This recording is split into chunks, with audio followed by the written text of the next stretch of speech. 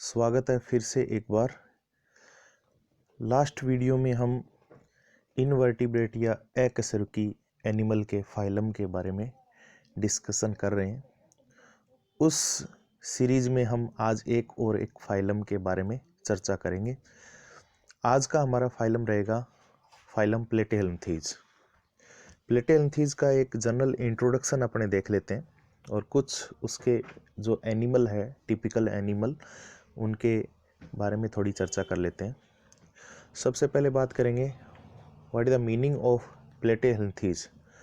प्लेटेहेल्मिंथीज दो वर्ड से मिलकर बना हुआ है, जिसमें सबसे पहले जो आपका यूज़ होने वाला वर्ड है वो है प्लेटे। प्लेटे का मीन्स होता है फ्लैट और हेल्मिंथीज मीन्स वर्म। मतलब ये एनिमल ऐसे होते हैं जो फ्लैट शेप में होते हैं, यानी कि चपटे आकार के अंदर ये मिलने वाले एनिमल होते हैं। जैसे कि कुछ एग्जाम्पल आप देख रहे हो इसके अंदर। इन एग्जाम्पल में आप यहाँ पर जो है एक फेसियोला का एग्जाम्पल देख रहे हैं, इसी तरीके से ये प्लेनेरिया का एग्जाम्पल देख रहे हैं और ये टिनियासोलियम का एग्जाम्पल देख रहे हैं।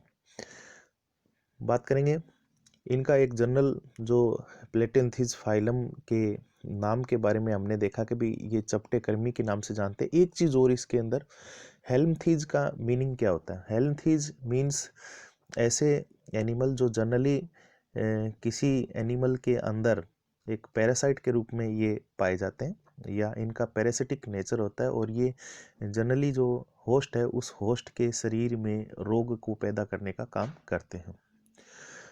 नेक्स्ट,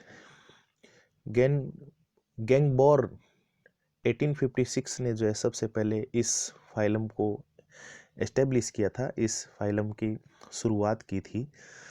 हम इसके कुछ जनरल कैरेक्टरिस्टिक के बारे में अपने चर्चा करेंगे। यहाँ हम देख रहे हैं सबसे पहले एज यूजुअल हमारे जनरल कैरेक्टर में हम इसकी सबसे पहले सिमेट्री के बारे में बात करेंगे। तो बाइलेटरल सिमेट्रिकल और एसिलोमेट।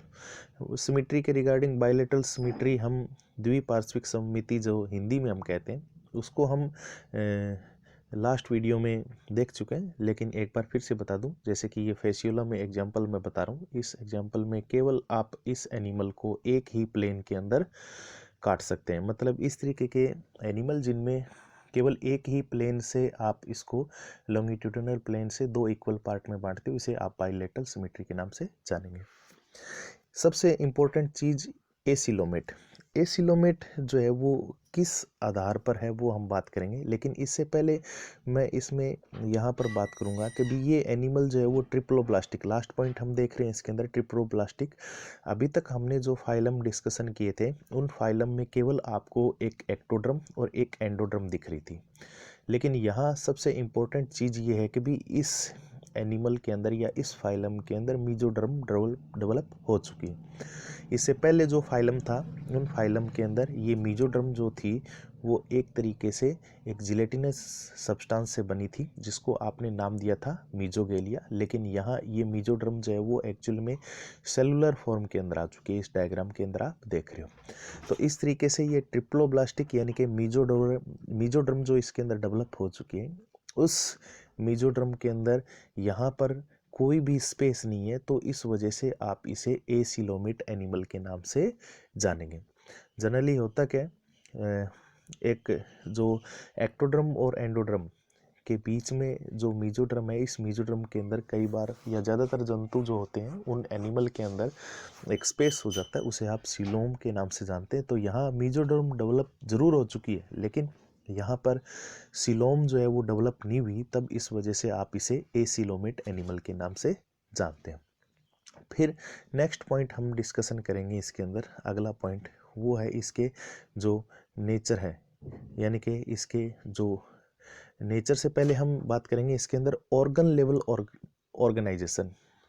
हम यहाँ देख रहे हैं कि भी लास्ट जो अपना फाइलम सिलेंट्रेट था, उस सिलेंट्रेट्स के अंदर टिश्यू डेवलप हो चुका था, और टिश्यू डेवलप होने के साथ ही अब बारी आती है टिश्यू से ऑर्गन फॉर्मेशन की। तो इन एनिमल के अंदर ऑर्गन जो है वो बनने शुरू हो गए। हालांकि कुछ पॉइंट डिस्कशन हम नेक्स्ट जो स्लाइड है उसमें डिस्कशन करेंगे इसके ऑर्गन के अंदर, जैसे कि डाइजेस्टिव सिस्टम वगैरह या माउथ का, ये कुछ और सिंपल टाइप के जो ऑर्गन है वो इसके अंदर डेवलप हो चुके हैं। हैबिट के बारे में बात करें, मोस्ट ऑफ एंडोपैरासाइट, मतलब ज़्यादातर ये किसी एनिमल के शरीर के अंदर पाए जाते हैं।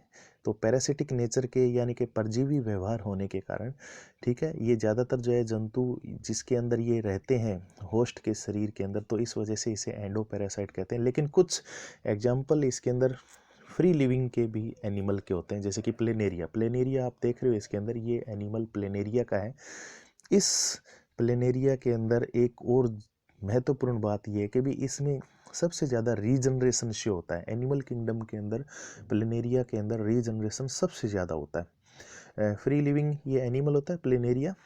इसी तरीके से हम नेक्स्ट बात करेंगे इसके अंदर, वो है कि भी इसके बॉडी के करेक्टर के अंदर जो आपका इसका पहले अपने डिस्कशन कर चुके हैं, बॉडी इनकी फ्लैट होती है भी, डोर्सल और वेंट्रल शेप के अंदर डोर्सल और वेंट्रल सरफेस होती है, और ये फ्लैट एनिमल होते हैं। एक और मोस्ट इंपॉर्टेंट चीज़ इसके अंदर, बॉडी इज कवर्डेड बाय क्यूटिकल। देखो cuticle is a protecting sheath, क्योंकि ये एनिमल जो होते हैं वो होस्ट के ऐसे जगह पाए जाते हैं जहाँ पर एंजाइमों का इफ़ेक्ट ज़्यादा होता है, या हम कह सकते हैं पर्टिकुलरली जो हमारे डाइजेस्टिव सिस्टम है उस ट्रैक के अंदर ये एनिमल जो है वो पैरासाइट के रूप में पाए जाते हैं। तो वहाँ डाइजेस्टिव जूस के अंदर मौजूद जो एंजाइम है, उन एंजाइम से ये बचे रहें, तो उसके लिए यहाँ इनकी सरफेस के ऊपर या इनके बॉडी के ऊपर जो है एक क्यूटिकल की कवरिंग पाई जाती है, जिससे एंजाइम इसके ऊपर कोई प्रभाव नहीं डाले होस्ट शरीर के, या होस्ट एनिमल के जो इसके ऊपर एंजाइम का कोई प्रभाव न पड़े। ये इस क्यूटिकल से वो अपने शरीर को क्या करते हैं, बचाते हैं। फिर लास्ट ट्रिप्लोब्लास्टिक सबसे पहले अपीयर हुआ है इसके अंदर, एक कॉम्पिटिटिव एग्जाम के हिसाब से इसका क्वेश्चन आ जाता है इसके अंदर। मिंटू से मीजोडर्म यहाँ पर डेवलप हो चुकी है। कुछ नेक्स्ट अपने अगला पॉइंट जो है वो डिस्कशन करेंगे इसके अंदर, वो है इसके अंदर इसके रेस्पिरेशन के रिगार्डिंग। तो रेस्पिरेशन के बारे में बात करेंगे इसके अंदर, एनएरोबिक रेस्पिरेशन।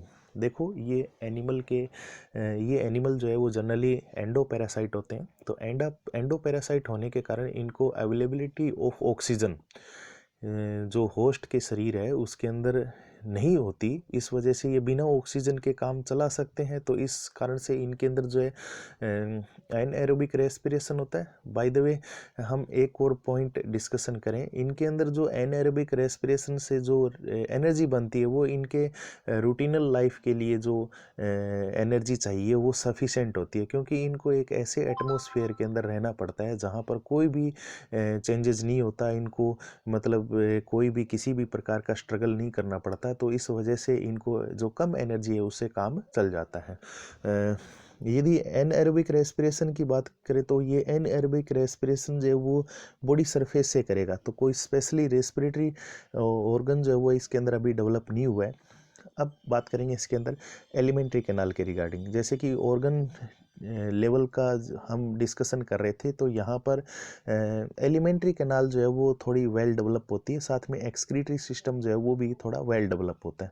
तो एलिमेंट्री कैनाल के रिगार्डिंग बात करेंगे इसके अंदर, तो एलिमेंट्री कैनाल या आहार नाल जो है वो यहाँ पर इनकम्प्लीट या एब्सेंट का एग्जाम्पल आप ले सकते हैं टीनिया सोलियम, जिसको आप टेप वर्म के नाम से जानते हैं, क्योंकि टीनिया सोलियम के शरीर की पूरी जो सरफेस है वो इस तरीके से बनी होती है, वो एक तरीके से फिल्टर पेपर की तरीके से जो फूड है उसको अपने चारों तरफ से ऑब्जर्व कर लेता है। लेकिन यदि हम बात करें इनकम्प्लीट का एग्जाम्पल आप देख रहे हो इसके अंदर, ये आप देख रहे हो कि भी फेसियोला, फेसियोला के अंदर आप देख रहे हो यहाँ पर इस तरीके से एलिमेंट्री कैनाल माउथ पार्ट से दो हिस्सों में डिवाइड जरूर हो गई है, लेकिन इसका एंड जो है वो हालांकि इस डायग्राम के अंदर दिख रहा है कि भी एक्सक्रीटरी पोर के नज़दीक जो है वो ख़त्म हो रहा है, लेकिन यहाँ ये एक्चुअल में एक्सक्रीटरी सिस्टम का अलग सिस्टम है जो ये इस डायग्राम में देख रहे हो। उसकी ओपनिंग अलग तरीके से अलग सिस्टम से होती है।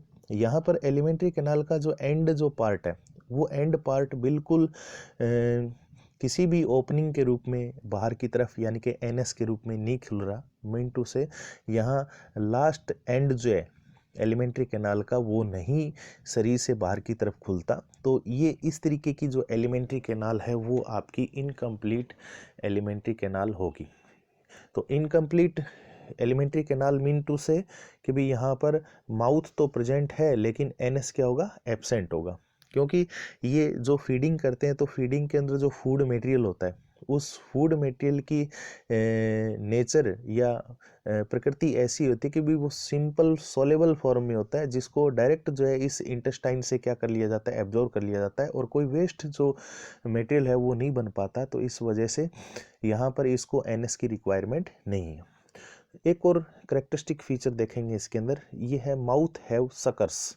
सकर्स के बारे में बात करेंगे इसके अंदर। तो यहाँ पर जो सकर आप देख रहे हो, ये दो एग्जांपल मैं इसके अंदर देता हूँ। इसके अंदर सकर जो है वो यहाँ पर ये इस तरीके से देख रहे हैं, इसी तरीके से ये ओरल सकर आप देख रहे हो, इसी तरीके से ये एसिटाबुलम ये जो स्ट्रक्चर देख रहे हो।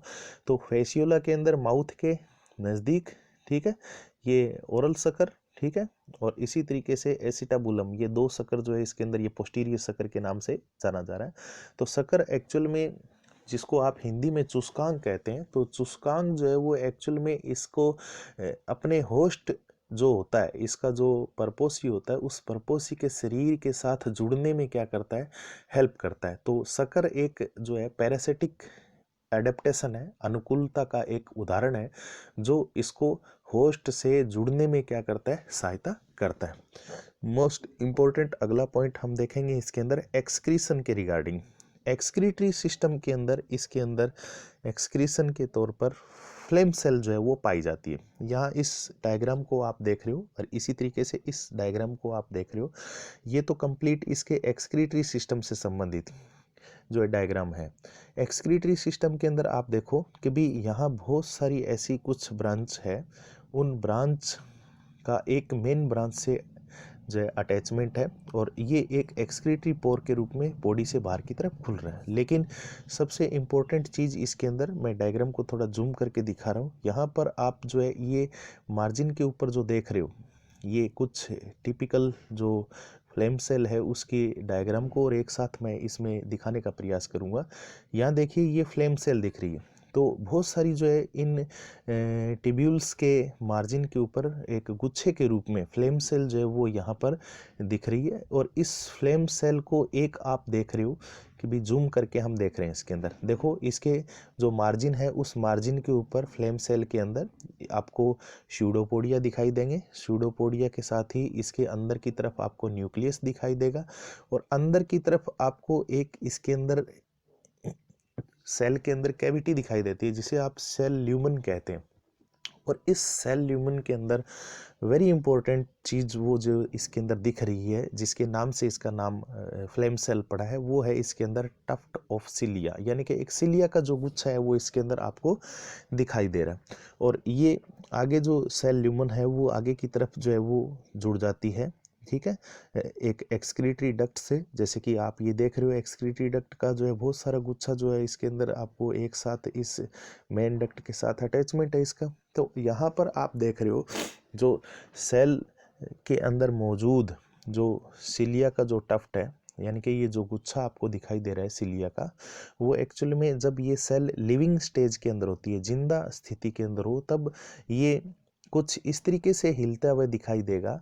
ये सिलिया का जो गुच्छा कि जलती हुई लो हो, यानी कि एक मोमबत्ती या दिए की जलती हुई लो हो, तो इस तरीके से ये एक तरीके से फ्लेम जैसी जो अपीयरेंस है, यानी कि एक ज्वाला जैसी जो अपीयरेंस है वो शो करती है। तो इस वजह से इसका फ्लेम सेल नाम पढ़ा है। ठीक है, होता क्या है एक्चुअल में इन स्यूडोपोडिया से एक्सक्रीटरी वेस्ट प्रोडक्ट जो मीजोडर्म से रिसीव कर लिया जाता है by the process of endocytosis, और एंडोसाइटोसिस से जो है एक्सक्रीटरी जो वैक्यूल है उससे एक्सक्रीटरी प्रोडक्ट इस सेल के ल्यूमेन में डाल दिया जाता है, और ये जो सिलिया है वो क्या करते हैं, मूवमेंट करते हुए उस एक्सक्रीटरी वेस्ट प्रोडक्ट को लास्ट में आगे की तरफ जो है ट्यूब्यूल्स में भेज देता है, और इस तरीके से एक्सक्रीटरी वेस्ट प्रोडक्ट को बॉडी से बाहर की तरफ निकाल दिया जाता है। यहाँ आप देख रहे हो हजारों की संख्या के अंदर बहुत सारी जो है वो आपको ये फ्लेम सेल दिख रही है। इन फ्लेम सेल की एक साथ वर्किंग करने से ये मतलब इस तरीके से दिखाई देगा कि भी बहुत बड़ी एक जो आग का एरिया जो है वो इसके अंदर फ्लेम के रूप में जलता हुआ दिखाई देगा, तो इस वजह से इसका नाम जो है वो फ्लेम सेल नाम पड़ा है इसके अंदर। नेक्स्ट अपने बात करेंगे इसके अंदर कि इसके जो सिस्टम है वो कौन कौन से, देखो एंडोस्केलेटन सिस्टम एब्सेंट है इसके अंदर, रेस्पिरेटरी सिस्टम एब्सेंट है, इवन सर्कुलेटरी सिस्टम जो है वो भी इसके अंदर एब्सेंट है, क्योंकि इनको जो है मतलब जरूरत नहीं है ज़्यादा मात्रा के अंदर किसी भी प्रकार के जो है काम को परफॉर्म करने के लिए, तो ये पैरासिटिक एडेप्टेशन का एग्जाम्पल भी हो गया इन सिस्टम के एब्सेंट होने के कारण। इसमें जो है मसल सिस्टम जो है वो वेल डेवलप होता है, बहुत तरीके की जो अलग अलग तरीके की जैसे कि लॉन्गिट्यूडनल, सर्कुलर, ठीक है, इसी तरीके से ओब्लिक टाइप की जो मसल है वो इसकी बॉडी वॉल में पाई जाती है, जो इसको कॉन्ट्रैक्शन या फिर मूवमेंट में क्या करती है, थोड़ी हेल्प करेगी इसके अंदर। नेक्स्ट कुछ पॉइंट और अपने डिस्कशन करेंगे इसके रिगार्डिंग जो है वो हम जो है बात करेंगे इसके अंदर। हाँ, बात करते हैं अपने इसके नर्वस सिस्टम के रिगार्डिंग।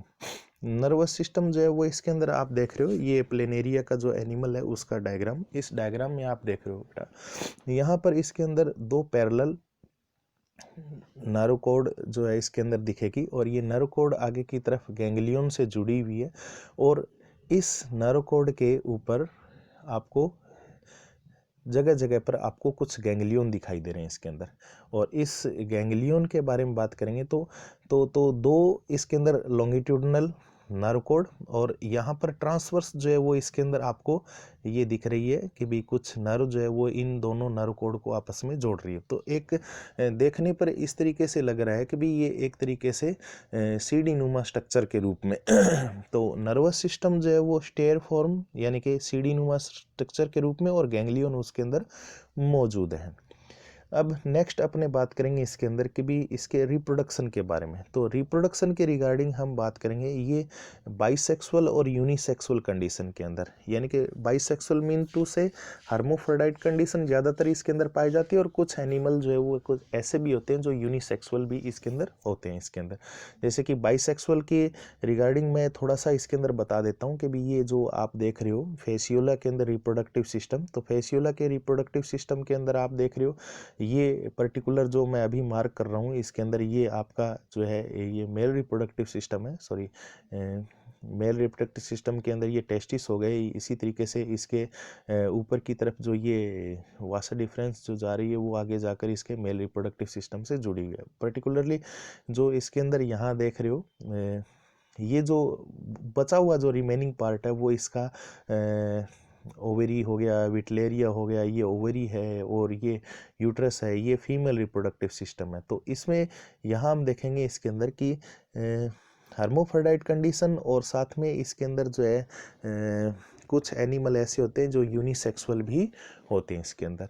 लेकिन कुछ और स्पेशल पॉइंट के बारे में डिस्कशन करें तो इसके अंदर की भी रिप्रोडक्टिव सिस्टम जो है उसके अंदर विटलाइन ग्लैंड मोस्ट इम्पोर्टेंट इस वजह से क्योंकि ये योग का सिक्रीशन करती है, तो योग जो है वो सिक्रीशन करने के कारण इनको योग ग्लैंड के नाम से भी जानते हैं। ये जो आप मैंने अभी मार्किंग की है ये पूरा का पूरा जो है विटलाइन ग्लैंड का एक ग्रुप है। जिस तरीके से फ्लेम सेल देखा था उसी तरीके से ये जो मतलब इसमें एक तरीके से विटलाइन ग्लैंड की जो है कुछ यहाँ पर संख्या देख रहे हो उसके अंदर योग फॉर्मेशन होता है। योग बन रहा है तो इट मीन्स ये भी हुआ कि भी एक तरीके से जो इनके एग है उन एग के अंदर न्यूट्रिटिव सब्सटेंस योग भी मिलेगा। योग जो है एक्चुअल में डेवलपिंग एम्ब्रियो को जो अंडों के अंदर डेवलप होते हैं उनको न्यूट्रिशन प्रोवाइड करने का काम करता है। हालांकि हम यहाँ ज़्यादा डिस्कशन इसके रिगार्डिंग नहीं करेंगे, ठीक है। ज़्यादा जो है वो इसके जो डिटेल है वो इसके एनिमल के अंदर जब हम इसके रिप्रोडक्टिव सिस्टम पढ़ते हैं तब उसमें बताते हैं। इसके अंदर इंटरनल फर्टिलाइजेशन इनके अंदर होता है, और ये सेल्फ या क्रॉस फर्टिलाइजेशन, सेल्फ मीन्स अपने ही एनिमल के जो गैमीट है या एक ही एनिमल के जो गैमीट है वो आपस में फर्टिलाइजेशन कर जाए, यदि वो बाइसेक्सुअल है तब कंडीशन के अंदर। और इसी तरीके से ज़्यादातर मामलों में ये भी देखा जाता है कि भी दो एनिमल आपस में जो गैमीट है उनको शेयर करते हैं ड्यूरिंग द मेटिंग की प्रोसेस में वो आपस में शेयर करेंगे। तो यदि अलग अलग एनिमल के गैमीट आपस में फर्टिलाइजेशन कर रहे हैं तो उसे आप क्रॉस फर्टिलाइजेशन, और यदि वो एक ही एनिमल के जो गैमीट है तो उस गैमीट के अंदर फर्टिलाइजेशन हो रहा है वो क्या होगा, सेल्फ फर्टिलाइजेशन होगा। लेकिन मोस्ट इंपॉर्टेंट चीज़ इसमें ये है कि भी इनके अंदर इंटरनल फर्टिलाइजेशन होता है। लास्ट पॉइंट हम डिस्कशन करेंगे इसके अंदर इनके अंदर इनडायरेक्ट डेवलपमेंट होता है। मीन टू से इनके जो अंदर लाइफ साइकिल के अंदर डेवलपमेंट के अंदर लार्वा स्टेज मिलेगी, और काफ़ी कॉम्प्लेक्स लाइफ साइकिल इनके अंदर होती है, और मोर देन वन पैरासाइट जो है को ये क्या करते हैं, होस्ट को जो है मतलब अपने लाइफ साइकिल के अंदर आप इसको शामिल करेंगे। तो इस तरीके से काफ़ी लंबा कॉम्प्लेक्स जो है कई लार्वल स्टेज का जो है इनका लाइफ साइकिल होता है। तो आज के लिए हम यहाँ इसके जनरल करेक्टर के बारे में डिस्कशन किया यहाँ प्लेटेलेंथीज के अंदर। तो हम आशा करते हैं कि भी आप अगले वीडियो में जो है कुछ और जानकारी लेंगे, और साथ ही हम जो है अगले नेक्स्ट पॉइंट के अंदर कुछ और नई चीज़ों को सीखेंगे। तब तक के लिए धन्यवाद।